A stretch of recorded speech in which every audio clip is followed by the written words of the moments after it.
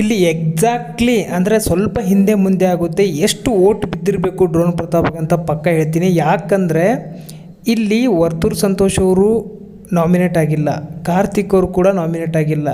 ಇಲ್ಲಿ ಈ ಒಂದು 6 ಜನದಲ್ಲಿ ಅತಿ ಹೆಚ್ಚು ಕ್ರೇಜ್ ಇರೋದು ಡ್ರೋನ್ ಪ್ರತಾಪ್ಗೆ ಮಾತ್ರ. ಇಲ್ಲಿ ಪ್ರತಿ ಒಬ್ಬರು ಓಟ್ ಹೊಡೆದು ಬಿಸಾಕಿರ್ತಾರೆ, 10 20 20 50 ಹೊಡೆದು ಬಿಸಾಕಿರ್ತಾರೆ.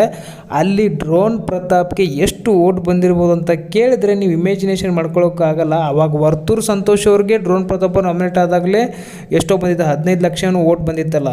ಇವರಿಗೆ ಮಿನಿಮಮ್ 25 ರಿಂದ 26 ಲಕ್ಷ ಓಟ್ಸ್ ಕನ್ಫರ್ಮ್ ಬಂದಿರುತ್ತೆ, ಡೌಟೇ ಇಲ್ಲ.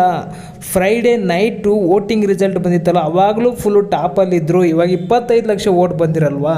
ಇವ್ರ ಜೊತೆ ನಾಮಿನೇಷನಲ್ಲಿ ಕಾರ್ತಿಕ್ ಮತ್ತು ವರ್ತೂರು ಸಂತೋಷ್ ಅವರು ಇಲ್ಲ, ಅವರಿಗೂ ಬರ್ತಿತ್ತು ಓಟ್ಸು. ಬಟ್ ಇಲ್ಲಿ ಇವರೊಬ್ಬರೇ ಇರೋದು. ಇಲ್ಲಿ ಸಂಗೀತನೂ ಕಾಂಪಿಟೇಟರ್ ಅಲ್ಲ, ವಿನಯೂ ಕಾಂಪಿಟೇಟರ್ ಅಲ್ಲ, ಯಾರೂ ಅಲ್ಲ. ಪ್ರತಾಪ್ ಫುಲ್ ಓಟ್ ಸಿಕ್ಕಾಪಟ್ಟೆ 26 ಲಕ್ಷ ಬಂದಿರುತ್ತೆ.